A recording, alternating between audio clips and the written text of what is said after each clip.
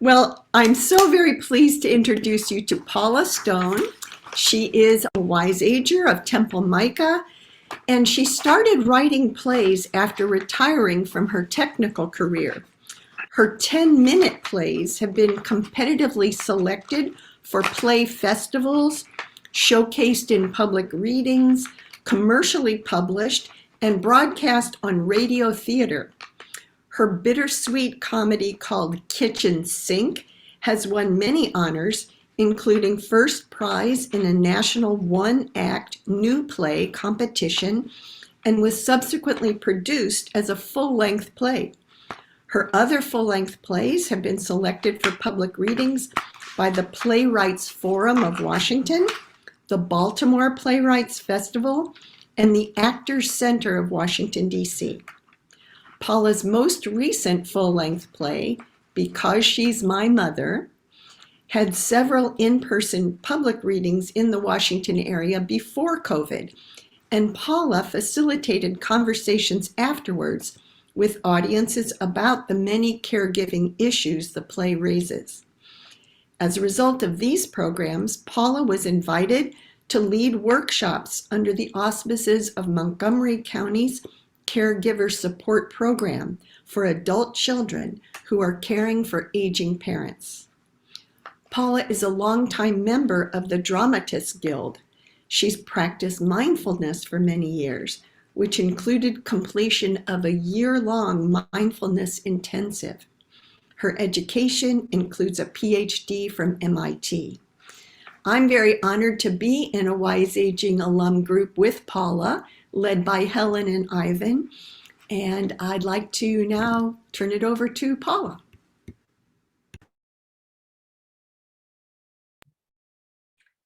Thank you, Harriet. And I want to thank Harriet and David and Barbara, and I know that Sarah Brown had also participated in getting this program started. And thanks to all of you for coming and for watching Because She's My Mother.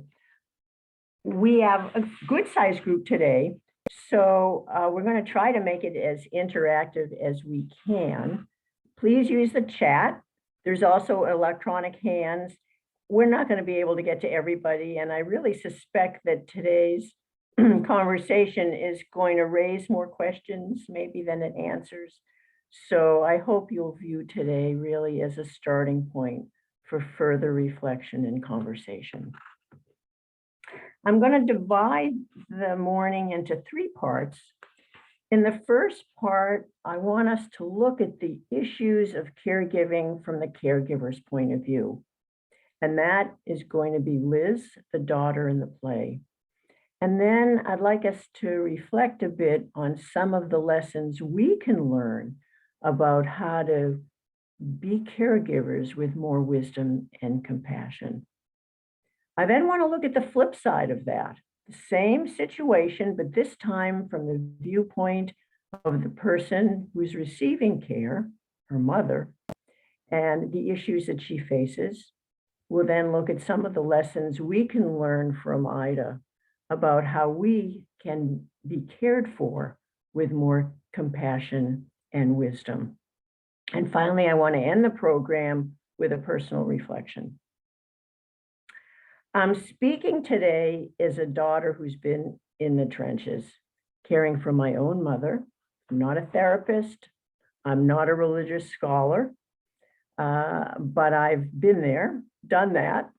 And I've also been privileged to have been in conversation with other family caregivers, either who have participated in conversations after the in-person public readings that we had or in workshops. And I would say that there's one aspect of everyone's experience that's the same, and that is it's hard. Why is it so hard? Whether you're the caregiver or the person being cared for, as I see it, it's two sides of the same coin. And what is that coin? For me, the coin is impermanence. We are all of a nature to grow old, to get sick, and to die. And there's a lot at stake. There's a lot at stake, mainly because it's a time for us of tremendous vulnerability. Whether we're the ones who are being limited and diminishing, or whether we're watching a loved one diminish with time. And how well are we able to deal with that vulnerability? What typically happens, whoops, am I still there? Wait a second, my computer just did something. Hold on. You're still there. I'm still there. It's a time of great vulnerability when emotions get triggered, there are family conflicts, there are unmet needs and longings that get activated, fears get intensified, relationships get strained. We often fall back on the strategies that we learned growing up through our lives for how to deal with situations that are fearful, that are threatening. And we often go on automatic in those situations. We become very reactive and can't bring a sense of awareness and full-heartedness to those because we become so reactive. What is also difficult about caregiving, and by that, whether you're a caregiver or receiving care, is there's often no right or wrong answer. There's no perfect answer.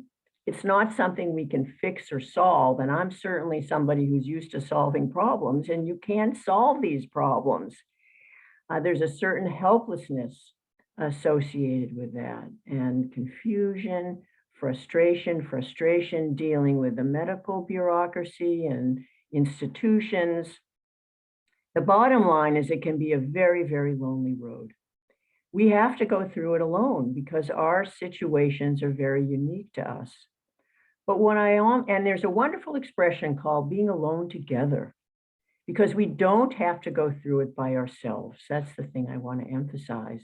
And I think one of the wonderful things about a meeting like this is that we get to join in community and can begin to connect with one another and see that we're all in the same boat together. Yes, we have to deal with our situations by ourselves, but there's a certain strength and confidence that I think we can gain by seeing that other people are also going through these situations. I thought I'd start with a really quick check-in to see how many people here have actually been caregivers or are caregivers who expect to be caregivers. Just as raise your hand, or expect to be taken care of. It'll be just about everybody. In terms of the play, did some people relate more strongly with the daughter as a caregiver? Anybody relate to the daughter situation? Yeah, I see a couple of hands going up. What about Ida? People relate to her and what she was going through? Yeah, I see a few nods. What about the spouse? Could you relate to the spouse's situation at all? Or what about the sister? Anybody have feelings as a sister entered the scene? Or maybe Norman? Yeah. So there are a whole range of issues that the play brings up.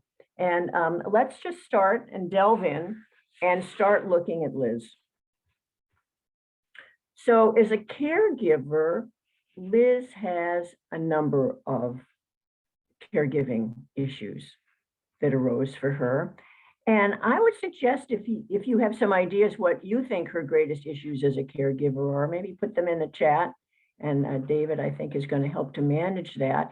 And I'll start off by mentioning what I think one of her biggest issues is, one of her biggest caregiving issues is, and that is she simply cannot keep her life in balance. I mean, this is part of her journey through the play. She starts off being someone who is very stressed and overwhelmed. She's in a mode of trying to please her mother. It's very time consuming. She's on call. She's on call all night whenever the phone rings. She's on call at the end of the day. She has work to do, but she needs to take her mother to the store for something. There's some worries about financial security. It doesn't figure prominently in the play, but it does come up a little bit. Certainly people are worried about that. And of course, she can't take care of her own needs. And that includes being attached to her marriage. So that is, in fact, a very key aspect of her caregiving issues. I can read the chat if there's anything in there. There's several of them. Too much on her plate and feeling alone. What else is here? I'll try. Anger with her sister. Right. Guilt. So, Right. yeah. Guilt. One of the things I would want to add about her issues is maybe a little more subtle, and that is the beliefs she has about herself as a daughter.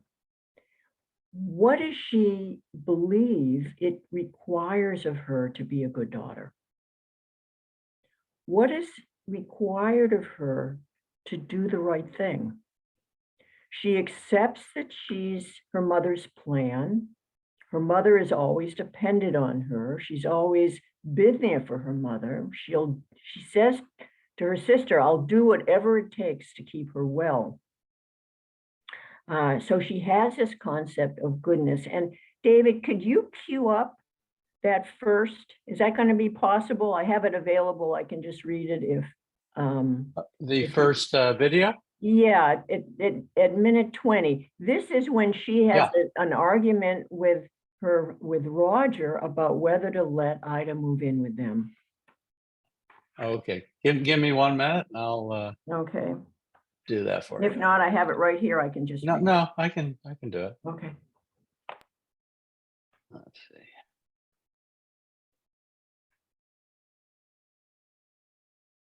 Okay, where? Sorry. There we go.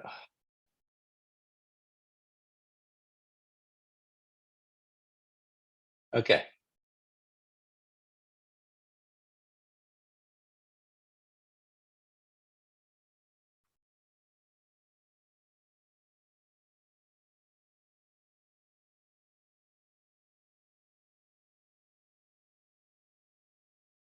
Okay, David, look, why don't I just read it? It's fine. Let me just read it. We won't take up more time. Liz says, you know that what would be best for her is to live with them. Besides, it's what she really wants. And Roger says, I don't give a damn what she wants. It's not what I want. Is it what you want? Well, is it? And she said, but now is the time in her life when she needs me most. What she needs most is to live someplace where she can get continuing care she can afford. But if something happens to her in one of those places, I'll never forgive myself. Something will happen to her, no matter where she is. And someday something's going to happen to us. And at the rate we're going, Ida's going to outlive both of us. To which Liz says, you know that living here would be the right thing for us to do. And Roger says, what the hell does that mean, the right thing? Right for whom? Even if it means doing what's wrong for you, for me, for us, and who's judging this anyway? What's right and what's wrong? She is not moving into this house, end of story. It's a caregiving issue. What is the right thing to do? What does it mean to be a good daughter? We do see false beliefs. She can make her mother stay safe and alive. Absolutely. She becomes like her mother. Well, so is Ellen in many ways. Yes, her attitude does change. She does grow about taking her to a facility. I think it's because she's not safe. She's been in the hospital. People have urged her to move her mother. She needs 24/7 care. Ida refuses to have 24/7 care. And that's another caregiving issue. When the person you're taking care of doesn't want your help and you're trying to help and to keep them safe.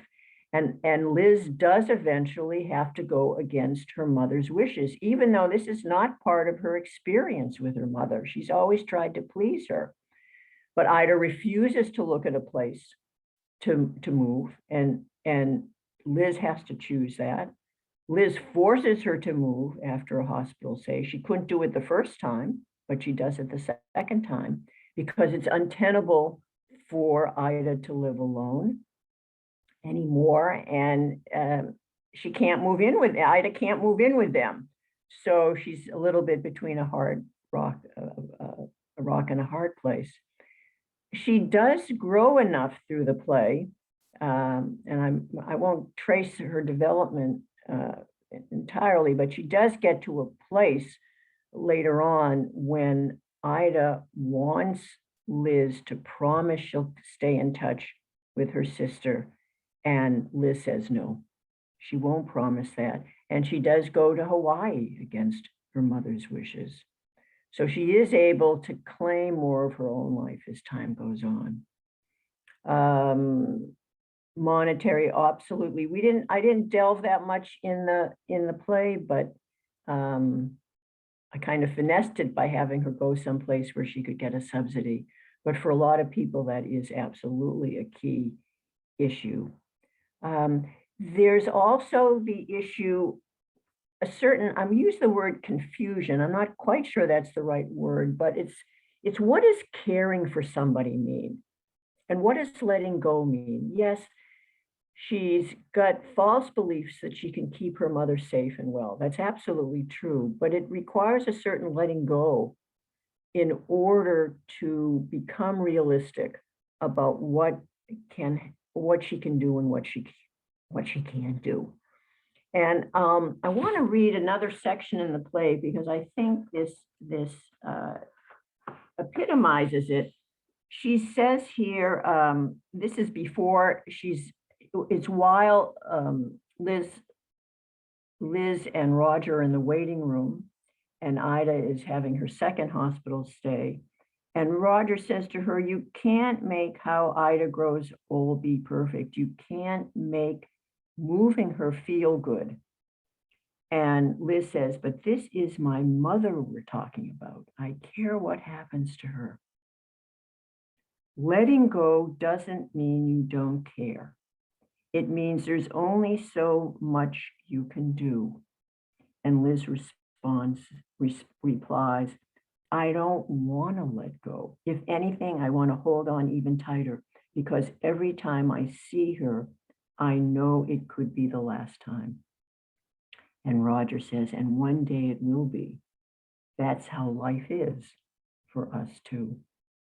And it takes a tremendous maturity to be able to say, yes, I care, and yes, I have to let you go.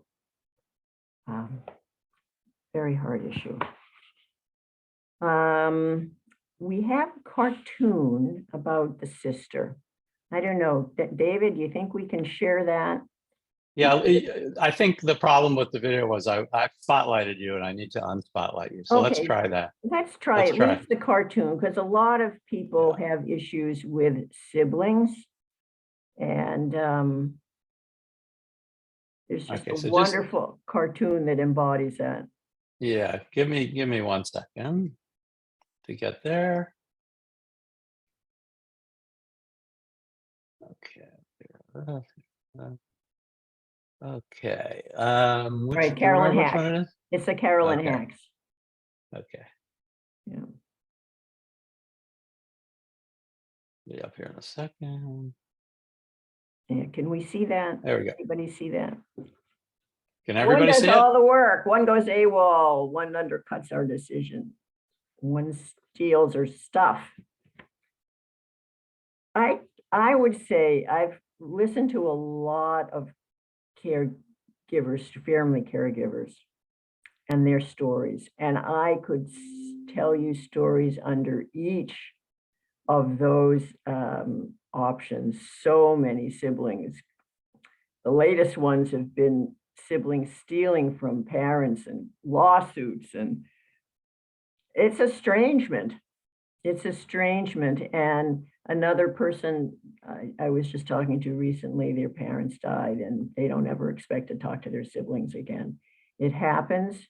Sometimes after the estrangement, people can reconcile. Oftentimes they don't. But it goes back to what I was saying earlier, is because there's so many emotional stresses and so many needs that are unfulfilled, and disappointments, resentments, and it takes a lot of mindfulness, a lot of compassion, a lot of forgiveness, and understanding in order to move beyond that and reconcile. And I don't know that Liz and Ellen will. Let's move on now to some of the lessons that we can learn from Liz about how to be caregivers with more wisdom and compassion. We'll see what some people think some of those lessons are that we can learn. I'll say one of them is I've learned that suffering is wanting life to be different than how it is. And I think one of the lessons that I have learned over and over again is the more I can be accepting of how life is, it's not that it's easy, but that the feeling of suffering is diminished.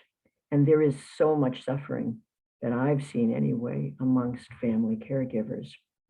A lesson: you need to take care of yourself as well. There's some people that say, unless you take care of yourself, you really can't care for somebody else. Sure. I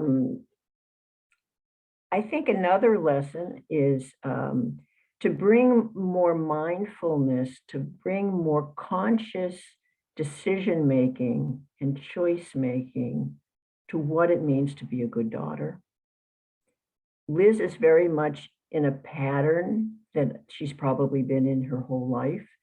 She's very reactive. I don't think she does bring a lot of conscious awareness to what it means to be a good daughter. What it means to honor thy father and thy mother. What are the implications of that, the ramifications of that in your family? I would say that Roger and Liz aren't going to necessarily agree on the boundaries of that.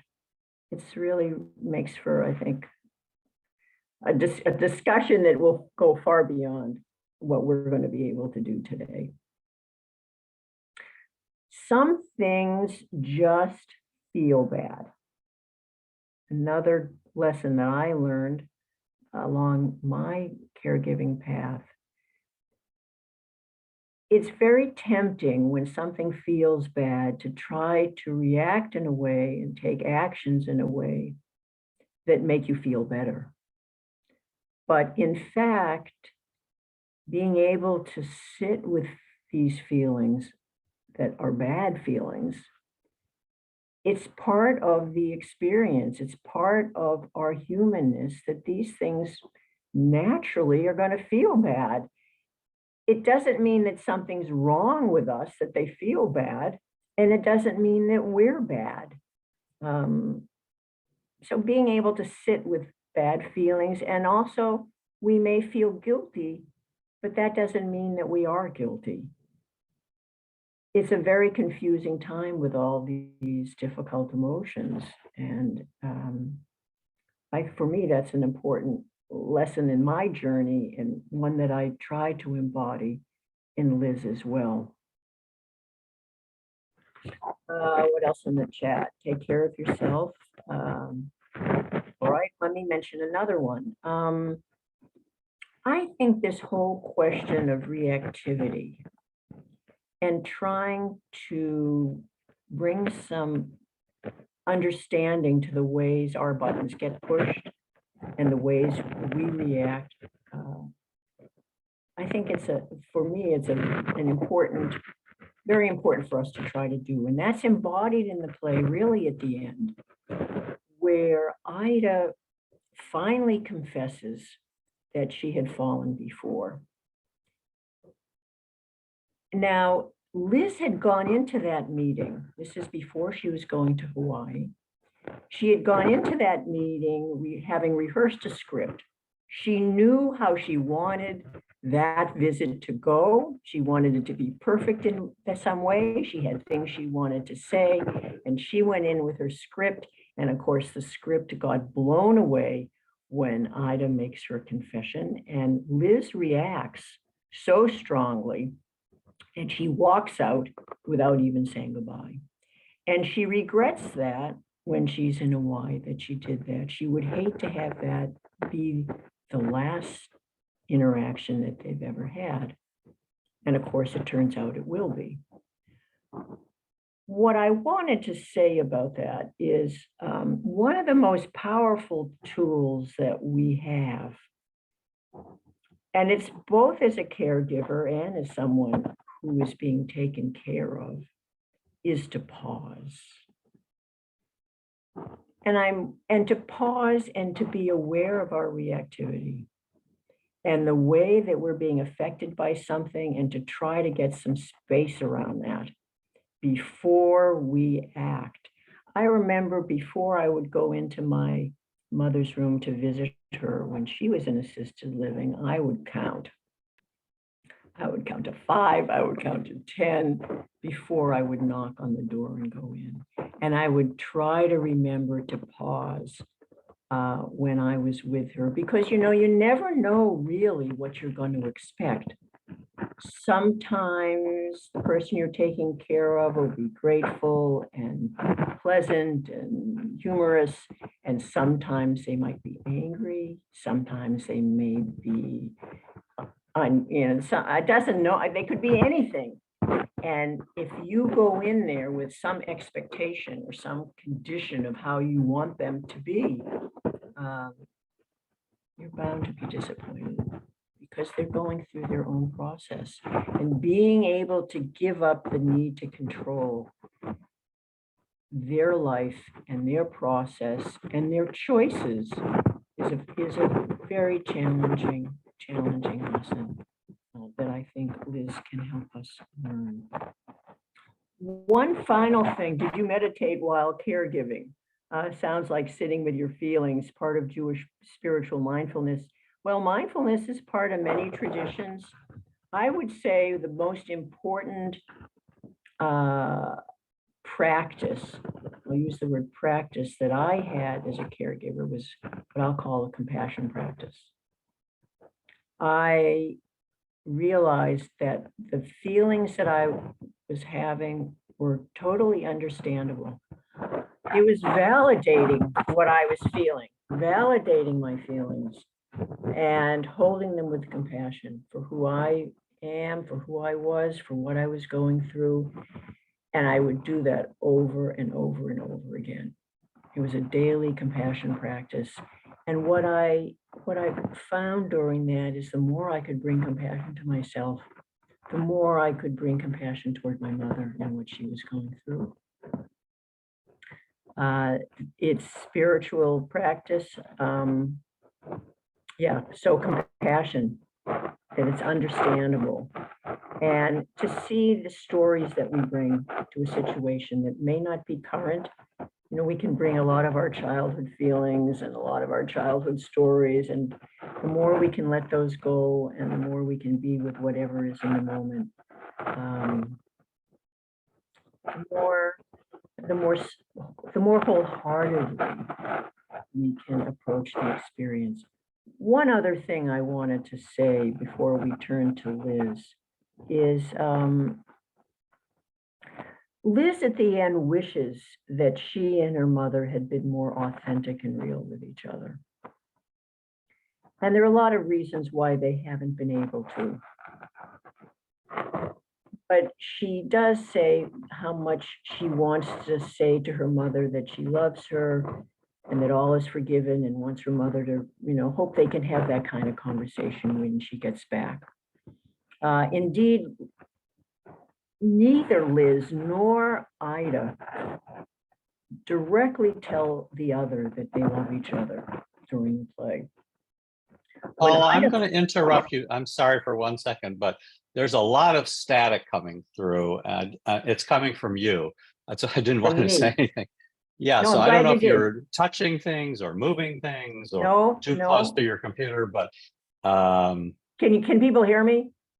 Is we this can hear better? you just fine. It's just there's a lot of background Okay, is that better? interference. Is It that is better. Okay, good. Yeah, yeah, Good. yeah. So Okay, sorry. what I wanted to say is neither of them really directly tell each other that they love each other during the play. Ida will say it after Liz has stormed out of her room. She'll say, I never meant to hurt you, that I love you. And Liz, when she's in a Y, says all the things she wants to say to her mother about loving and so forth. And they won't have the chance to have that conversation. It's too late. So I hope that one of the lessons that people who watch this will take away is don't wait. What is it that stands in your way of telling the people that you're caring for or that are caring for you that you love them and care about them? And if there's something that stands in your way of doing that, to do your best to be aware of that and to know you may not get another chance. And in my case, my own father dropped dead when I was only 25. There were a lot of things I wanted to say to him that I never got a chance to say. So that's part of what informs that.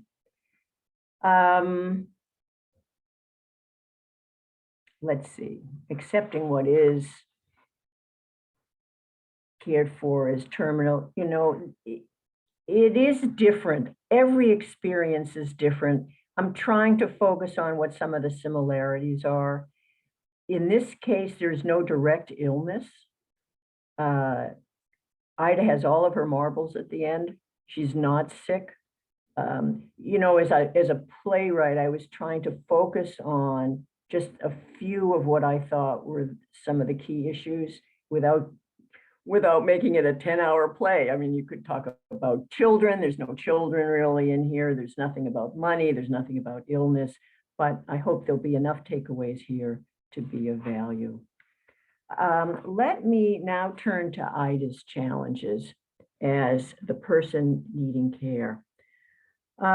She has a lot of caregiving issues. You might mention what some of them are in the chat. I'll mention a few of them to get us started. Of course, one of them is she refuses to admit that she's failing. She refuses to admit that she's frail. She refuses to give up her independence. She doesn't want to be with old people who can't think and can't hear and can't walk. She wants to be able to take care of herself forever. It's for her, it's part of her identity. And I'm going to read this section and maybe not have David try to cue it up because I'm right here. It says, this is when Ida has just moved into the assisted living, and Ida says, and not to even give me a chance to say goodbye to my neighbors. These were my friends. And Liz says, they can still come to visit you. In this place, the humiliation, surrounded by nothing but old people and me pushing a walker, this is not who I am. But they're your friends. They love you. To them, you're the same person you've always been. And Ida says, the hell I am. Being forced out of my own home, dependent on strangers for everything. Can you imagine? They told me I cannot keep my bottle of vitamin C in here or my scissors like I'm in nursery school. I'll go insane in here. And Liz says, oh, Ma, I know being here is really hard for you. I do. And Ida responds, oh, please spare me. You know from nothing. A caregiving issue. Is she in denial? She feels entitled. There are issues. I don't think she's unusual. You know, we've had this wonderful book that we've all been reading, Wise Aging.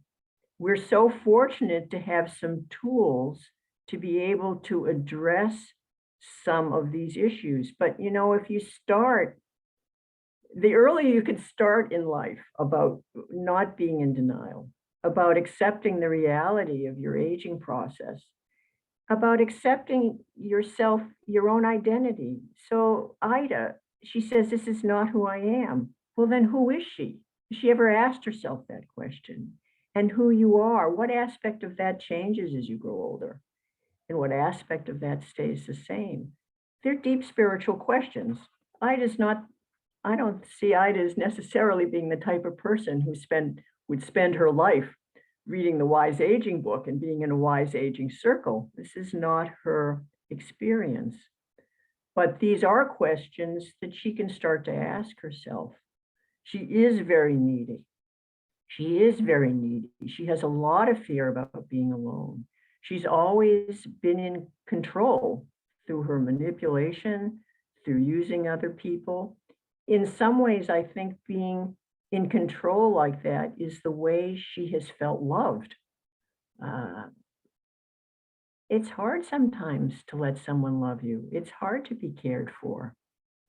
These are human experiences. I don't think she's unusual, and she looks to be rescued.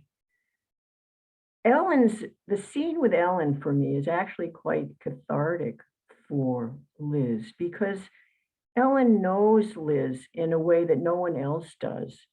And she can directly confront Liz with some of her unhealthy behaviors, her unhealthy patterns of being a martyr. She calls her a martyr. And what does Liz say? Me, a martyr? After all I've suffered?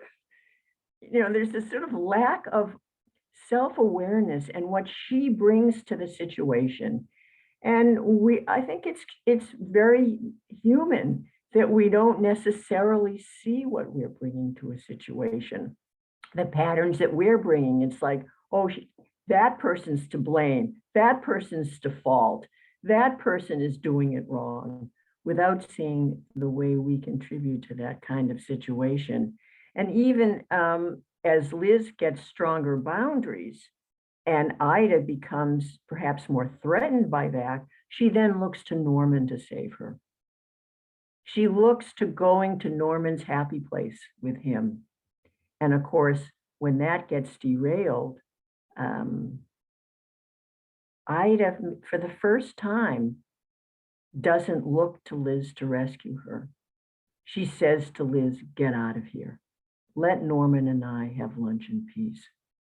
So I think the reality of her situation is starting to really get integrated with her at that point, when she knows that that Liz has her own life to live, that Norman, who she had hoped would rescue her, is unable to, and she's now going to have to face up to what her situation is. She also says at one point, and this gets revealed as Liz is leaving, she says, I'm too old now and you don't need me anyway. So underneath this controlling that she has is this low self-esteem, this sense of not being needed, not being wanted. She has her own unlived life. She mentions that her marriage, she suffered in her marriage so she could be there for her girls. And as a result of that, she feels her girls owe her something. She's been counting on them. She also says somewhere else, again, around the trip to Hawaii, when Liz says, well, we're not going to put our lives on hold. We're going to go to Hawaii. And Ida says, well, why not? I've put my life on hold my whole life. Why can't you do it? So there is that sense of regret, that unlived life. And these are all things we all have to make peace with. There'll be parts of all of our lives that remain unlived. Let me see if we have anything here. Ida is afraid of dying and going to assisted living because in recognition that the end is coming. Yeah, but you see, it's not who she is. She sees herself as being young and able to take care of herself and shower and walk and cook and do all those things. She isn't in denial. And we'll get in a minute to what some of the lessons we can learn from her is. From my experience, I don't think that's unusual for people to feel those things as they start to approach the end of their lives, and especially these sense of regrets and unlived lives. A sense of control is very important, whether you're very sick or not. When you take control from the individual, it is death to the spirit. Also accepting that in the absolute sense, there is no control, but having a sense of control through choice is very important. As important as surrendering to what is in the moment. You know, it's how to discern what is skillful control, what is skillful and what is unskillful. Yes, we are still, as long as we're alive, we're in control of, we want to be in control of the decisions that we make. And perhaps one of the things I want to leave you all with is the sense of we can't control aging, but we can control how we relate to it. And that goes for both the caregiver and for the person receiving care. And it's a lesson for all of life. We may not be able to control what's happening to us, but we can control how we're going to relate, to it. What can we learn from being a caregiver? To need caregiving help from our children when we get to that time of our life. Well, let's switch now to that very question: is what can we learn from Ida that can help us age more wisely and compassionately when we need care from someone else? I remember an elderly person came up to me after one of the public readings, and she said to me, I had never thought about it from my daughter's point of view before.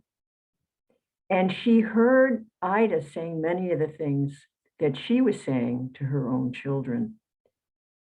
One of the great lessons that I continually try to learn is to walk in someone else's shoes and to try to see life through their eyes. Liz has not been able to do that with her sister, and we get an inkling from Ellen about what it must have been like for her growing up. She talks about the hell she went through growing up. We do get a sense that Liz and Ida were really tight. Ellen was closer to her dad, who died. But Liz isn't able to walk in Ellen's shoes, and perhaps vice versa as well.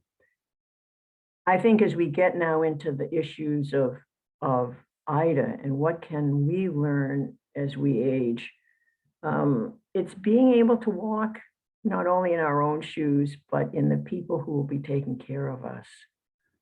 And how do we want to be with that? What choices do we want to make?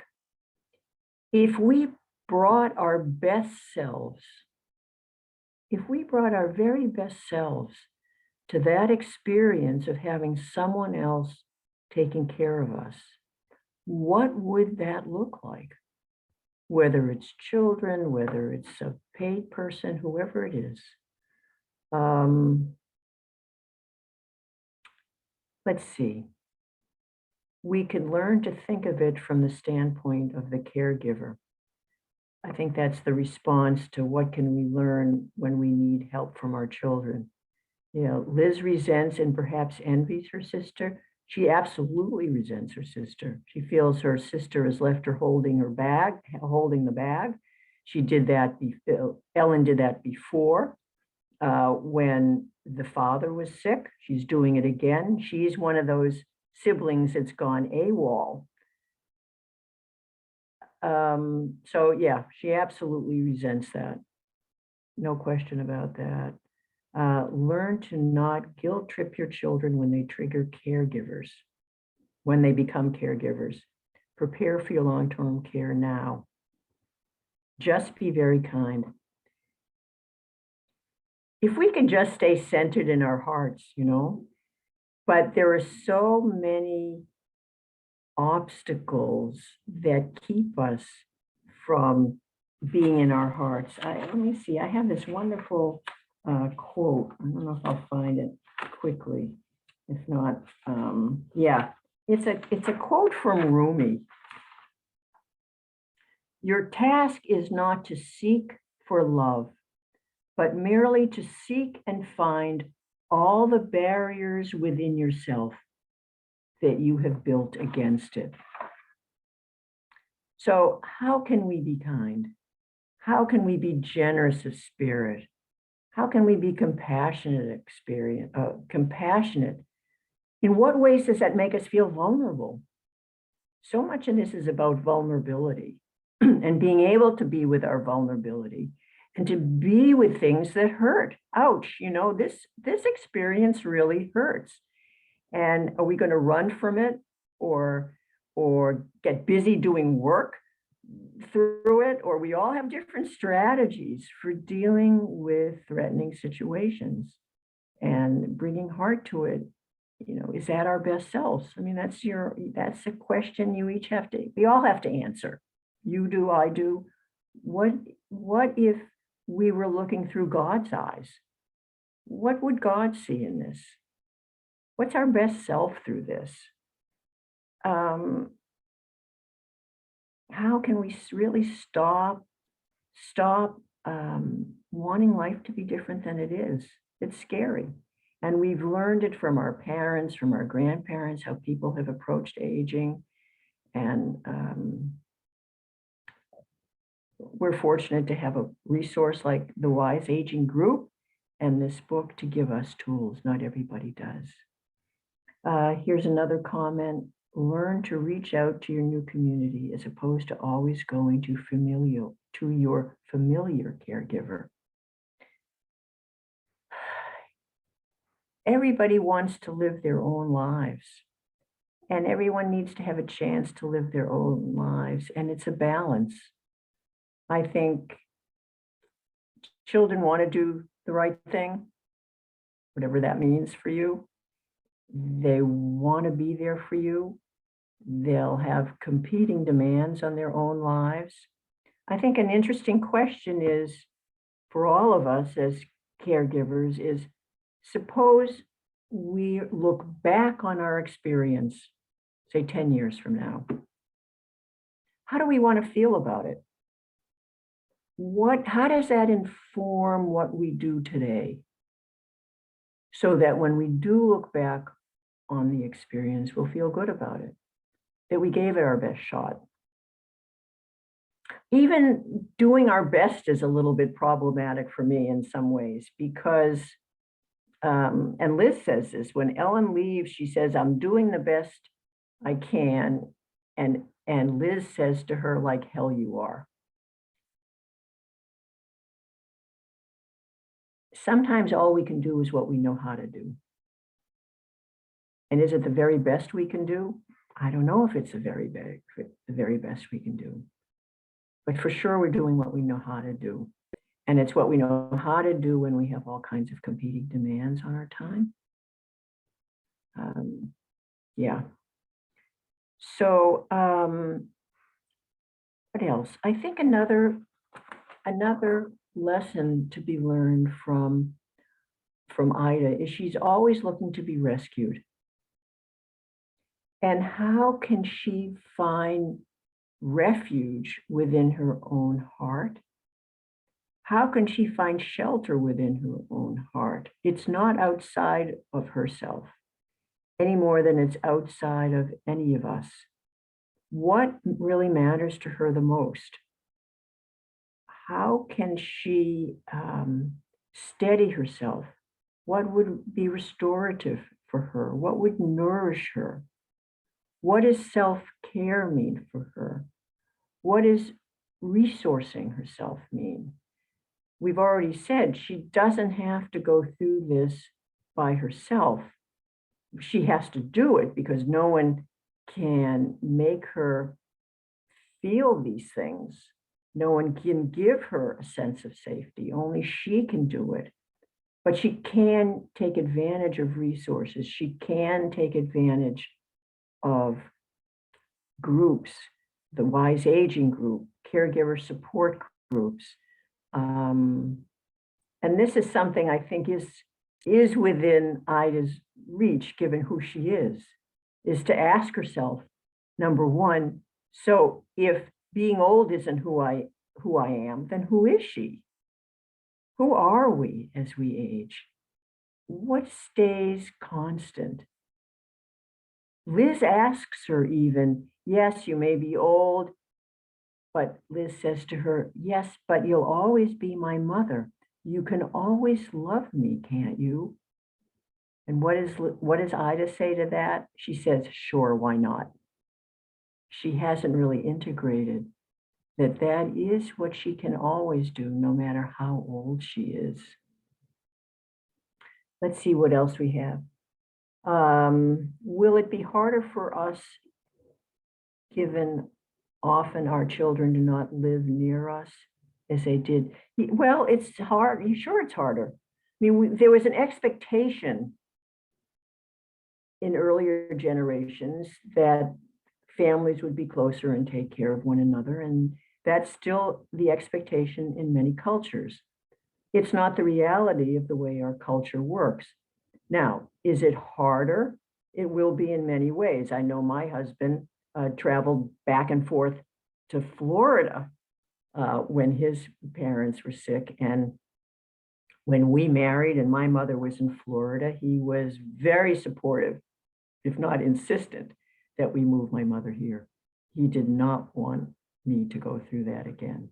So yes, it's harder, but in some ways now there are more resources to enable sort of surrogate, I'll say, daughters locally who can keep an eye on parents. And those are these, I'm trying to think what they're called now. There's a special name for them, but there's a sort of caregiver support agencies now that you can hire someone if you have the resources who will basically keep an eye on parents, check in on them, make sure if they need anything, if there's a hospital stay, they're basically on call. So that is an option that's become available. There are villages. We live in an area where there are villages that offer some support services. Some of these villages are more active than others. We have Zoom. It's a surrogate. It's not as good as being there in person, but there are ways today to deal with it that weren't available before either. Would love to continue this in Wise Aging Group. So many questions. I mean, I would just love to delve into the question of what does it mean to honor thy father and thy mother? That's for me, that's a big one, but we don't have time to do that today. It's difficult for children to acknowledge the aging of their parents. How do we talk to them about this? I guess what I would say is to start by acknowledging that. It's difficult to talk about this. We're going to die. We're not always going to be here for you. It's hard to talk about this. How do we do this? When can we do this? Maybe set up a time. Not surprise somebody, but maybe make an appointment. Look, we need to talk about this. You know, there are also just getting your finances in order and getting all your business arrangements in order. Some people I know just sort of use that as the way to get into the conversation. And what I've often heard is the kids say, oh, no, not now. Or, oh, sure, just give me the list. And they don't get into the vulnerability of that conversation. Because it's vulnerable for them too.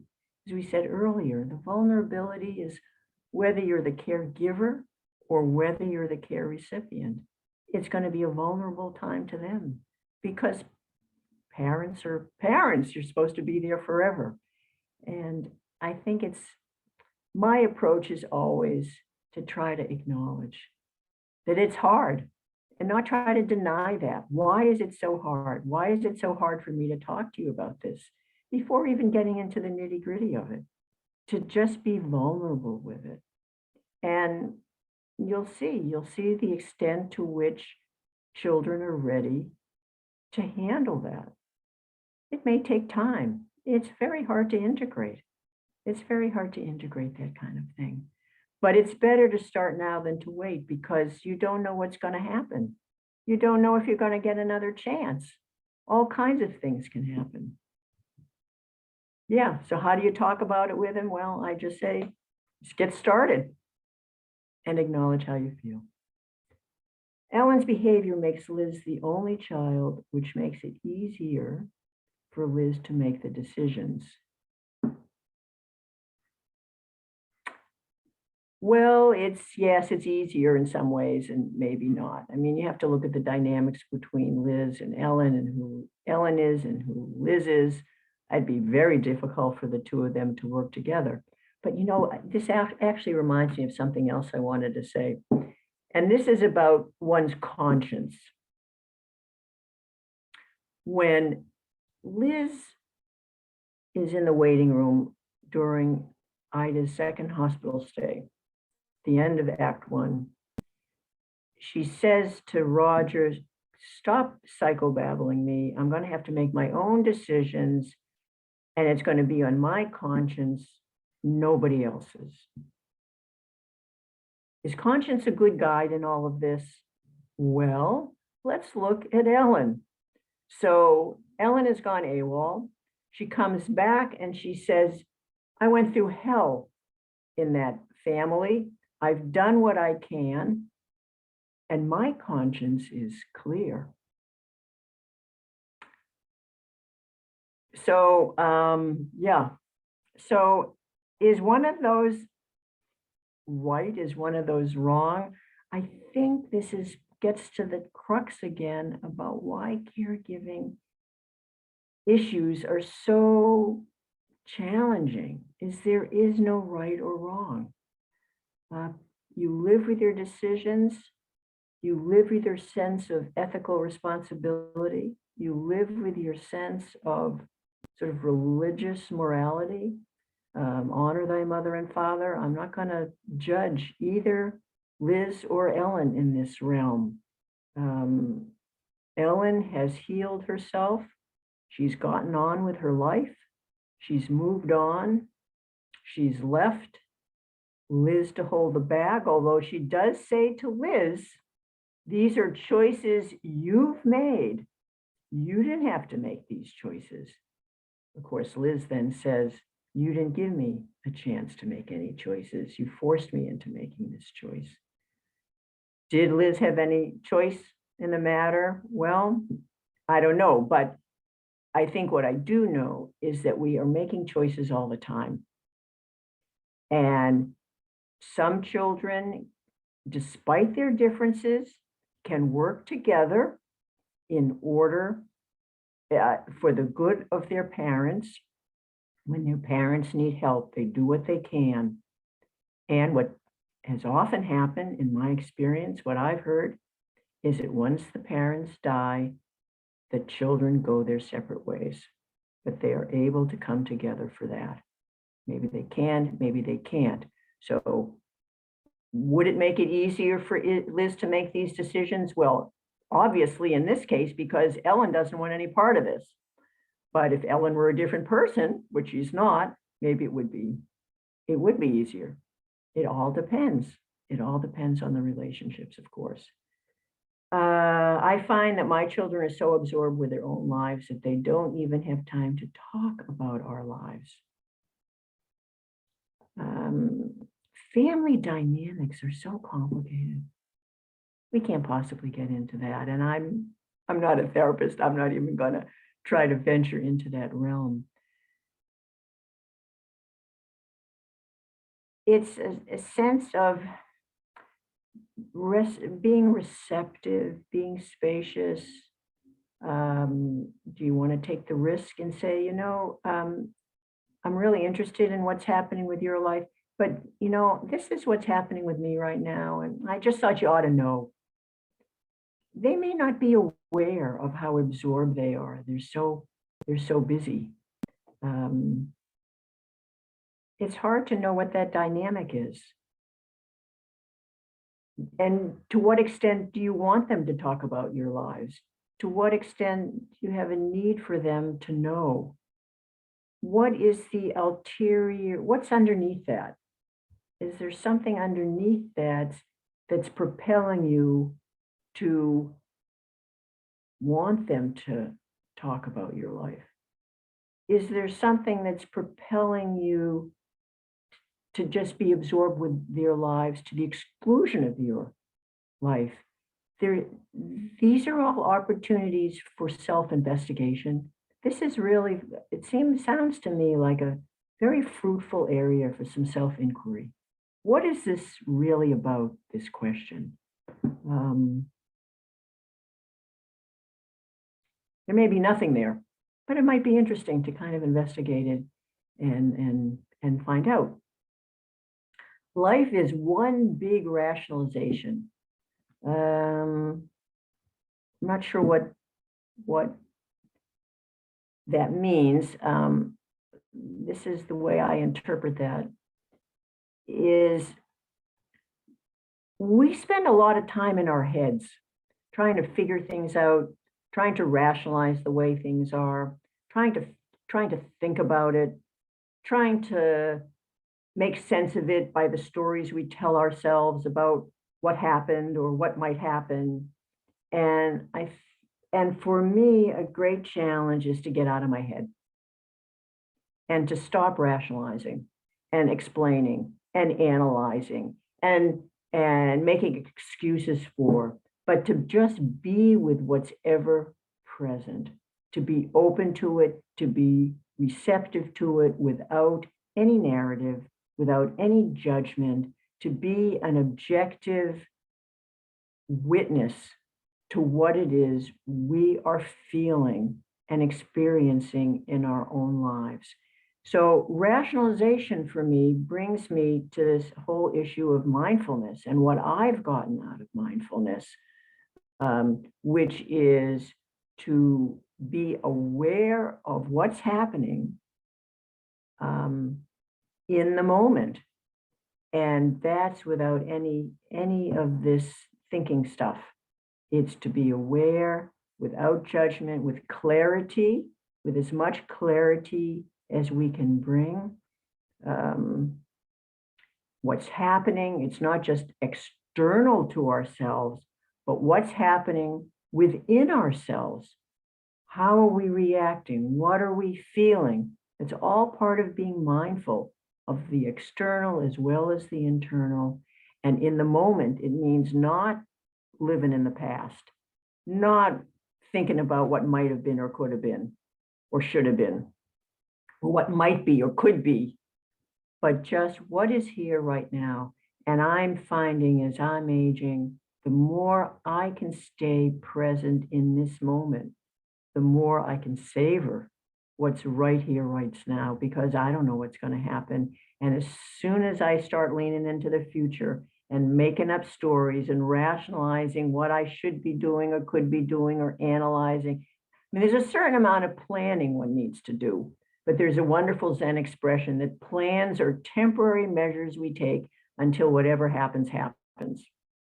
So being right here, right now, and savoring these gorgeous trees, if I don't do that, I spin out into the future. Oh, you know, as long as this lasts, how long is this going to last? You know, there's this, I love this poem in the Wise Aging book, Otherwise. That poem travels with me every day. Someday it's going to be otherwise. And boy, I like, oh, I go into this panic mode. It's going to be otherwise. And for me, this is the great balancing act, is how can I savor this moment without flipping into the future moment with fear and worry. It's kind of like, you know, I mentioned at the beginning, I see caregiving as two sides of this coin of impermanence. whether you're the caregiver or the person receiving care, two sides of the coin, and the coin is impermanence. And how can we allow impermanence to inspire us rather than devour us? And for me, it's that flip from savoring this moment to someday it's going to be otherwise, and then spinning off into that into that space. I've kind of gone off a little bit on this about big rationalization. I don't know if I've responded well to Nancy or not, but that's what that brought up for me. And I don't know if Nancy's there, if she wants to, if that satisfied. She did try to look at her next comment, Paula. She did try to. Oh, okay. Saying yes to all interaction would eliminate conflict or No, not that one. The next, Ellen has rationalized Ellen has that rationalized that it's okay for her to divorce herself from helping Liz. You know, this is a question that's come up for me recently, and that is, how much do you want to delve into your past and heal your past versus how much do you want to get on with living your life? Now, she's rationalized it's okay. It's how she feels right now. She went through hell growing up. I think Ellen has a lot of jealousy about the relationship that Liz had with Ida. In fact,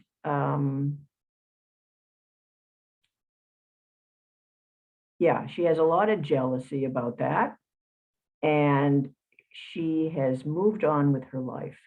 Now, for her to get beyond this rationalization, she's going to have to somehow make peace with the fact that she wasn't the favored daughter. She wasn't the favorite. Ida even said, I spent more time with you. Ida says to Liz, could you take care of this for me? She's asking Liz to rescue her. Could you talk to Ellen and tell her, I made a lot of mistakes with you, Ellen. I know I did, but you were so much like your father. It's a gene thing. You were never good at expressing feelings. And it was much more comfortable for me, Liz, to spend time with you because I understood you. And so now you owe me. So we know already that Ellen was on the outs with her mother. Her mother didn't spend time with her. She wasn't the favored daughter, and she has a lot of resentment and bitterness towards that. She has a lot of work to do, I think, to unravel that. It's hard to do that work, especially if you don't feel you have a support structure that will enable you to do that work. It's very, very humbling to do that work. Having done a lot of it myself, I'm very humbled when I am aware of siblings in particular, but anyone more generally who is unable to do the work to bring a more sense of compassion and spaciousness and humor to a situation. There's that expression about having a happy childhood and giving up the notion that you're ever going to have a happy childhood. Some people do, and they're really blessed in life, and a lot of people don't. And making peace with that can be a challenging road for many people. So Ellen has rationalized it's okay. Well, she's gotten on with her life. She's made a life for herself. I'm not going to judge Ellen that, oh, Ellen, I'm not going to say she's a bad person and, oh, she should go and do the work and, oh, she should heal herself so she could come and take care of her mother now. It raises this issue. It's a caregiving issue, or at least it becomes an issue in this context when you have siblings that have different life experiences growing up. You don't all have the same experiences. The eldest, the youngest, it's almost like you're sometimes in a different household. Let's see, saying yes to all interaction would eliminate conflict or drama. A quote from Neil Simon about drama that really is true to life. Siblings need to embrace each other and say yes to each other. Parents' decisions should support this. I could even make that more general, and that is to say yes to life. If you say no, nothing can happen. That's sort of the bottom line. But if you say yes, things can start to happen. I want to say it takes a willingness on all sides, but I'm not sure that it does take a willingness. I think if you can approach that and say yes to whoever's resistant, they will hear that. I think the heart hears that at some level. I think the heart hears the truth of loving and caring and honesty and sincerity and authenticity. And while someone may not be able to meet you in that place right away, I trust that at some point they will, and that they've heard you. And in any case, you've brought your best self to that situation. And it's something that you can feel good about doing. Remember, you can't control another person. You can't control how they feel or how they respond or how they react or how they want to react to you. They may not want to say yes, but you can say yes, and you can feel good about that. Let's see. We don't know if Ellen was there for her father at the end, or is she, like a lot of people, just not able to deal with the issue of death, and therefore she does nothing for her parent. I choose to believe that she did care about her dad. They went fishing. She cares about that fishing equipment. She's come to see Liz. She doesn't want to be there any more than Liz wanted to be on the phone to ask her to come. I think there was some connection there. But I didn't go into that in more detail. I just think there are enough little hints to suggest that that's true. Let's see what else. Let's see. I'm 4 years older than my sister, and she always says that we were raised by different parents, which was so true. Yeah, it's like a different experience of being so true. Let's talk for a minute about finding, let me see what I want to, let's see. Taking responsibility, we talked about that, not waiting. If you have something to say, just do it. Walking in someone else's shoes. One's best self. Maybe spend the last few minutes before we get into the closing about bringing your best self to a situation and making a choice to do that. And what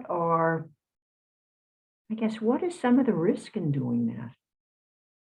What is some of the vulnerability of doing that?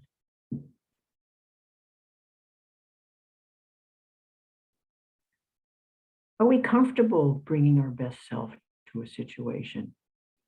And what prevents us from doing that? Maybe that's sort of the more interesting inquiry. What stands in the way of our being able to bring our best self to this situation? What stands in the way? Our own unfinished business, our own resentments, our own needs that remain unfulfilled. I can't say how many times I've heard people say, I'm not going to fulfill my parents' needs now. They were never there for me. Why should I be there for them now? So there's that kind of longing to be seen, longing to be heard. And it's a challenge for so many people who never felt that growing up. And it's a lifelong, can be a lifelong challenge for people to be able to heal the wound of not having felt that they were truly seen and heard. Here's a question, maybe not a question, but a comment, maybe figuring out what our best self is. Yeah, what is that best self? And where does that emanate from? I would submit it emanates not from our heads, not from thinking what it is, and not from trying to figure out and analyze it. But I would submit it comes from a different place within ourselves. Here, to always bringing our best selves to the situation is a little unrealistic. We are human after all, absolutely. Absolutely. And I think if we can notice when we're reactive, and we often don't go through the day and we're reacting to things all the time. But when it really matters, when Liz is in that room for her last visit with her mother, and her mother confesses to her that she's fallen before, what would her best self look like in that situation? What if Liz had been able to pause, to realize she throws out her script? This is what this moment is bringing to me. How do I want to be with this? How do I, 10 years from now, looking back on this last visit, what ends up being her last visit with her mother, how do I want that visit to go so that I'm going to feel at peace with it and feel good about myself? That's one way to think about your best self. Even if you can't do it in the moment, think about your future self and your future self looking back on it. Does your future self have any clarity on what your best self might be right now? I mean, it's kind of a trick, but I think it might be helpful. It's something for you to explore, experiment with, to see yourself through God's eyes. What would God, if you can relate to that, if God were looking at this situation and wanted to feel that you were feeling that you were bringing your best self in God's eyes, what would that look like? If that were, I don't know, whatever works for you, but you need to experiment maybe and see what it is for you. Hard in the difficult moment to think of your future. Yeah, it is. It's just a tool. It's just a possibility. And there may be a situation when you can do that. And there may be a lot of situations where that simply, you don't think of it, doesn't work, doesn't feel right. In the end, it's your journey. And the more you can be flexible, the more you can want, it's sort of what is your own longing for this in your own heart about how you want to be with this. And this will be the formation of the reflection that we're going to do now that we're approaching the end of this session. But before we do that, I just want to turn this over to Harriet for a couple of minutes. I think, Harriet, you wanted to say a few words. Yes, thank you, Paula. Wow, what a fabulous experience to hear your reflections on these characters you created and how that relates to our lives and our wise aging study, and just wonderful. I did notice there was a comment about wanting to continue these discussions in our individual wise aging groups, and I urge you to do that.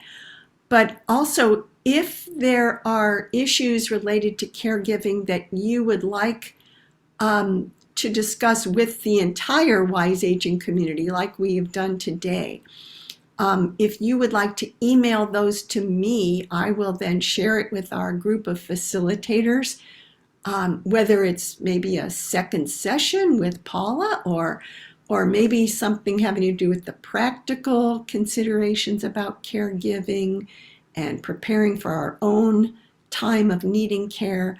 If you think there's a great topic, maybe speakers, maybe a panel, maybe anything along those lines that would benefit the Temple Micah Wise Aging community and Temple Micah membership at large, email me. I'll put my email in the chat and we'll see what we can do to make that happen. Back to Paula. Thank you. Okay, thank you. Thank you so much, Harriet. There's a wonderful expression from Mark Twain. age is an issue of mind over matter. If you don't mind, it doesn't matter. Well, for most of us, we do mind and it does matter. And so we've talked today, we've just broached on subjects of, this is about issues in caregiving, issues from the viewpoint of the caregiver, issues from the viewpoint of the care recipient, lessons that we can learn from both of those. If there's a takeaway today, it's that we can't control so much of life, but we can control what we bring to the situation. And what are we going to bring? What are you going to do? How do you want to be with whatever situation you face in your own life? These are choices you make. And so I thought maybe as a final reflection today, you'd offer sort of a private reflection, a prayer to yourself. What will you do? How do you want to be with whatever happens? What if you brought your best self? Who is that best self? And as we have this prayer, I would also urge each of you to hold yourself with compassion and hold yourself with loving kindness and with spaciousness and generosity as we think about how do we want to be with however life unfolds for us. And we'll spend about 4 or 5 minutes on this meditation.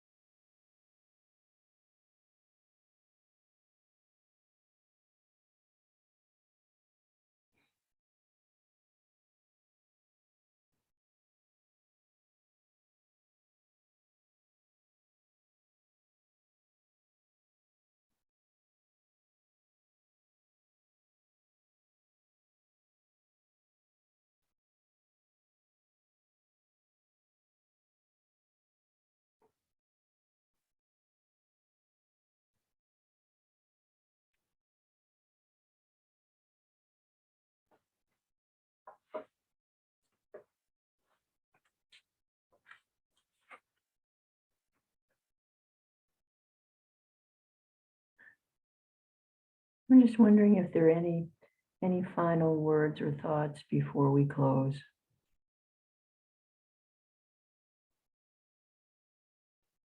You can unmute yourself and if you want to talk. I would. Don and I were just discussing, because we're at a point now where I'm the caregiver for him, but through life, he and I have been the caregivers for people in our family, and the siblings were only around when we said, this time you must do this. I think we're in a better position today with our children and our own lives as these topics are, because of the experiences that we had taking care of others. My daughter, who lives out of town, has asked us several times, what are our plans for when we can no longer take care of ourselves? And they saw the demand on us when we were taking care of the others without any help and just having to rely on each other. So I think it's very healthy for us to be discussing this. And I think that hopefully we can be in a different place when Liz, well, when that family is, but certainly we can all identify with being there. And then the question for us is, what have we learned for that as we move closer to the end of our lives? Thank you. Thank you. How about one more, and then we'll close. Anything else?